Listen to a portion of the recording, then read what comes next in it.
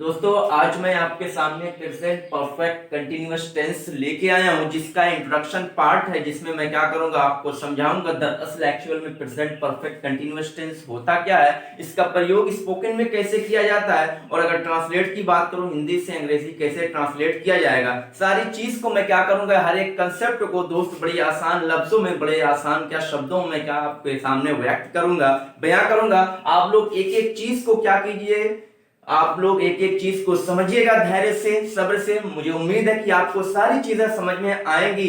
बड़ा ही सेशन बड़ा ही खूबसूरत सेशन आज का होने वाला है दोस्त और बहुत ही यूजेबल है, बड़ा ही यूज इसका किया जाता है अंग्रेजी में। अगर मैं बात करूं दोस्त, अगर मैं टेंस की बात करूं, टेंस हम लोग पढ़ रहे हैं। एक क्या है प्रेजेंट इंडेफिनिट हमने पढ़ा, एक पहला, दूसरा प्रेजेंट कंटिन्यूअस, तीसरा परफेक्ट, चौथा क्या है प्रेजेंट परफेक्ट कंटिन्यूअस है। एक प्रेजेंट का लास्ट टेंस है दोस्त जो चौथा है, सबसे बड़ा भाई है जिसने क्या किया है, बड़ी अच्छी बात दोस्त है, चारों टेंस को समेटने का प्रयास किया है। यानी परफेक्ट भी हमने पढ़ लिया है, कंटिन्यूअस भी पढ़ लिया है। अब इसमें क्या है फिर हम पढ़ रहे हैं क्या प्रेजेंट परफेक्ट कंटिन्यूअस, चारों क्या मिला के तीनों। तो मुझे उम्मीद है कि बहुत ही जबरदस्त ये सेशन होने वाला है और बहुत ज्यादा इसका यूज किया जाता है, चाहे मैं स्पोकन की बात करूं दोस्त, चाहे इसी तरह रिटन में बात करूं, ट्रांसलेट की बात करूं। आप लोग अब मैं बताऊं दोस्त दरअसल होता क्या है प्रेजेंट परफेक्ट कंटिन्यूअस, आप लोग एक एक बात को समझिएगा। अब मैं यहाँ पे खड़ा हूं दोस्त, 2 साल पहले या 3 साल पहले या बहुत साल पहले मैंने किसी काम को शुरू किया और अभी भी वो काम क्या जारी है, उसको व्यक्त करने के लिए हम किसका प्रयोग करते हैं प्रेजेंट परफेक्ट कंटिन्यूअस टेंस का। कैसे मैं आपको बताता हूं। जैसे मैंने कहा कि मैं बचपन से दोस्त क्या कर रहा हूं, सरायमीर में रह रहा हूं या मैं बचपन से आजमगढ़ में रह रहा हूं। अब देखिए मैंने बचपन से रहना शुरू किया और अभी भी रहने का काम क्या है मेरा जारी है। इस बात को अगर कहना पड़ेगा दोस्त तो कौन सा टेंस है प्रेजेंट परफेक्ट कंटिन्यूअस टेंस की सहायता से हम कहेंगे। जैसे मैं इस कॉलेज में 2010 से पढ़ाई कर रहा हूं अब 2010 से मैंने शुरू किया, 10 साल पुरानी बात है, लेकिन अभी भी मेरा पढ़ाई करने का कार्य क्या जारी है वर्तमान में, तो प्रेजेंट परफेक्ट कंटिन्यूअस टेंस का प्रयोग करेंगे दोस्त। इसी तरीके से मैं कहूं मेरे पापा क्या कर रहे हैं, 10 साल से क्या दुबई में रह रहे हैं। अब देखिए 10 साल से रहना शुरू किया और अभी भी रह रहे हैं वर्तमान में, तो इस बात को कहने के लिए हम किसका प्रयोग करेंगे दोस्त प्रेजेंट परफेक्ट कंटिन्यूअस टेंस का प्रयोग करते हैं। तो जो भी काम पास्ट में शुरू हुआ, कभी भी शुरू हुआ, अभी भी जारी है, तो उसके लिए हम प्रेजेंट परफेक्ट कंटिन्यूअस टेंस का प्रयोग करते हैं। दोस्तों मुझे उम्मीद है कि ये बात आपको समझ में आ गई होगी कहां पे प्रेजेंट परफेक्ट कंटिन्यूअस टेंस का प्रयोग किया जाए, कंसेप्ट आपके दिमाग में क्या होना चाहिए। आइए समझते हैं। अब कुछ मटेरियल होते हैं जो इसमें लगते हैं इसको पहचानने की, किसी भी टेंस को पहचानने के लिए 3 बातों की जरूरत, 3 चीजों की, 3 पॉइंट हमको नोट करना चाहिए दोस्त। पहला पहचान होती है, पहचान मैंने आपके सामने लिख दिया, एक एक बात को समझिए। जैसे समय के साथ रहा है, रही है, हिंदी में पहचान है, ता रहा है, ती रही, ते रही, इस तरह का शब्द आएगा जो हिंदी में हम देखेंगे ट्रांसलेट करेंगे। जो लोग एकेडमिक लेवल पे हैं, जहां पे ट्रांसलेट आता है वहां पे हम क्या कर सकते हैं, इससे सहायता लेंगे। दूसरी बात हमको हेल्पिंग वर्ब होती है, वो भी हमको पहचानना, किसी भी टेंस की एक हेल्पिंग वर्ब अपनी पर्सनल होती है, वो भी हमको पता होनी चाहिए दोस्त। वो क्या हेल्पिंग वर्ब, सहायक क्रिया होती है, हैज हैव प्लस बीन होती है, एक कंटिन्यूअस की सहायक क्रिया है। इसके बाद तीसरा नंबर आता है मेन वर्ब, जो क्या करता है, जो सेंटेंस को क्या करता है, जो क्रिया में क्या क्रिया जो मेन क्रिया होती है दोस्त, वो क्या करती है एक्शन को जनरेट करती है, जो सबसे मेन पार्ट होता है क्रिया की चौथी फॉर्म होती है। यानी क्रिया की पहली फॉर्म में हम आईएनजी लगा देते हैं तो उसका मतलब क्या होता है चौथी फॉर्म। तो ये 3 बातें आप मोटी मोटी दिमाग में रखिए, पहचान, हेल्पिंग वर्ब दोस्त और मेन वर्ब। किसी भी टेंस की अगर है तो आप बड़ी आसानी से ट्रांसलेट कर सकते हैं, उस बात को समझ लेते हैं। तो अब आइए आगे की कुछ चीजें मैं दोस्त कहानी आपको बताऊं।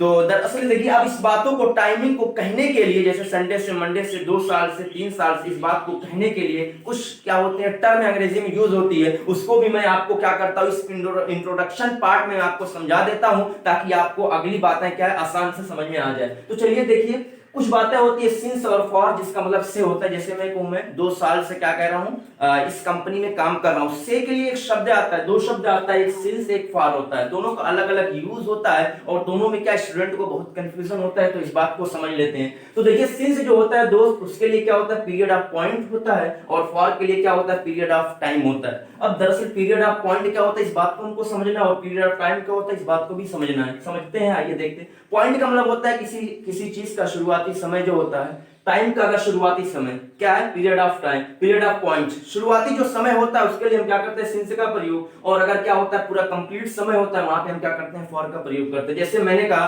कि मैं क्या कर रहा हूं 7 बजे से क्या आपको पढ़ा रहा हूं या वीडियो बना रहा हूं 7 बजे दोस्तों, 7 बजे क्या 7 1 में पॉइंट टाइम का शुरुआती समय आपको दिया तो यहाँ पे क्या लगाएंगे सिंस। लेकिन मैंने कहा कि मैं आपको 10 मिनट से या 5 मिनट से क्या कर रहा हूं इंग्लिश पढ़ा रहा हूं तो यहाँ देखिए 5 मिनट अपने आप में कंप्लीट समय होता है, उसके लिए हम क्या करते हैं, फॉर का प्रयोग करते हैं। स्कूलों में आपने सुना होगा कौन सा पीरियड चल रहा है, कौन सा पीरियड चल रहा है। अब कौन सा पीरियड है वहां पे भी क्या करते हैं हम, टाइमिंग पूरी हमको फिक्स होती है, तो वहां पे हम क्या करते हैं, फॉर का प्रयोग करते हैं। तो अब कुछ बातें एक्सप्लेन भी अगर मैं आपको बताऊं दोस्त, सिंस और फॉर को एक्सप्लेन करूं, क्या ऐसे आपको समझना है बड़ा, लेकिन ये बात मोटी मोटी आपको दिमाग में होनी चाहिए कि शुरुआती समय के लिए हम क्या करेंगे, फॉर सिंस का प्रयोग करेंगे, और अगर पूरा समय हम बता रहे हैं तो वहां पे क्या करेंगे, फॉर का प्रयोग करेंगे। कैसे, आइए मैं समझाता हूं एक एक बात दोस्त। देखिए सन, जैसे मैं कहूं क्या, मैं 2010 से इस कॉलेज में क्या कर रहा हूं, पढ़ा रहा हूं या पढ़ रहा हूं, तो 2010 से, अब देखिए सन, कोई भी सन आ जाएगा वहां आप से के लिए क्या लगाइए, सिंस का प्रयोग कीजिए। कोई भी सन आ जाए, 2010, 2015, इसी तरीके से 1972, 75, कुछ भी आ जाए, सन के लिए हम क्या करेंगे, सिंस का प्रयोग करेंगे। दिन के नाम, संडे, मंडे, ट्यूसडे, कोई भी दिन का नाम है वहां पे दो सिंस। इसी तरीके से महीने का नाम, जैसे जनवरी, फरवरी, मार्च, अप्रैल, वहां पे भी क्या करेंगे, तो सिंस का प्रयोग करेंगे। इसी तरीके से वॉच टाइम, घड़ी का समय, जैसे 2 बजे, 3 बजे, 4 बजे, उसके लिए भी हम क्या करेंगे, सिंस का प्रयोग करेंगे। दिन का हिस्सा, जैसे दिन का हिस्सा होता है, मतलब सुबह, शाम, दोपहर जो होता है, इसके लिए भी हम क्या करते हैं, सिंस का प्रयोग करते हैं। एज होता है, जैसे बचपना होता है, जवानी होती है, बुढ़ापा, उसके लिए भी अगर हम क्या कर रहे हैं, एज का किसका प्रयोग करेंगे, सिंस का प्रयोग करेंगे। कैसे, मेरे को बचपन से मैं यहाँ रह रहा हूँ। इसी तरीके से क्या है, last week, last month, last year, इसके लिए भी दोस्त हम क्या करेंगे, सिंस का प्रयोग करेंगे। अब देखिए पीरियड ऑफ टाइम, अगर मैं फॉर की बात करूं, किसकी, फॉर की, दिन। अब देखिए यहां मैंने बताया था दिन के नाम, यहां दिन के नाम नहीं दोस्त, बल्कि दिन। दिन का मतलब 2 दिन, 3 दिन से, मैं 2 दिन से क्या कर रहा हूं, वहां जा रहा हूं, 2 दिन से मेरे यहाँ आ रहा है, 2 दिन, कोई भी दिन हो, 2 दिन, 3 दिन, 4 दिन, वहां पे हम क्या करेंगे, फॉर का प्रयोग करेंगे। इसी तरीके से महीना, 2 महीना, 3 महीना, 4 महीना, इसके लिए भी हम क्या करेंगे, फॉर का प्रयोग करेंगे। इसी तरह घंटा आ गया, जैसे 2 घंटे, 10 मिनट, 5 मिनट, मैं 2 घंटे से क्या कर रहा हूँ दोस्त, अब क्रिकेट खेल रहा हूँ, 2 घंटे से क्या कर रहा है, काम कर रहा है, तो यहाँ पे भी हम क्या करेंगे, फॉर का प्रयोग करेंगे। इसी तरीके से हफ्ता, 2 हफ्ते, 3 हफ्ते, 4 हफ्ते, यहाँ पे भी हम क्या करेंगे, फॉर का। तो इस तरीके का आपको शब्द मिलेगा जब आपको क्या, हिंदी से अंग्रेजी क्या करोगे, ट्रांसलेट करोगे। लेकिन आपको मोटी बात याद रखना है, period of point, period of time. Time का शुरुआती समय दोस्त हो तो वहां पे हम क्या करेंगे, सिंस का प्रयोग करेंगे। लेकिन अगर पूरा पीरियड आ रहा है तो फॉर, और उसके एक्सप्लेन में मैंने सारी बातें लिख दी है, आप इसको भी देख सकते हो, समझ सकते हो, आपको कोई दिक्कत ना होगी, नहीं होगी। तो दोस्त एक था प्रेजेंट परफेक्ट कंटीन्यूअस टेंस का इंट्रोडक्शन पार्ट, और मुझे उम्मीद है कि आपको सेशन समझ में आ गया होगा। अगर आपको कोई कंसेप्ट क्लियर नहीं है तो आप कमेंट बॉक्स में कमेंट कीजिए, मैं आपका आंसर, आपका रिप्लाई दूंगा।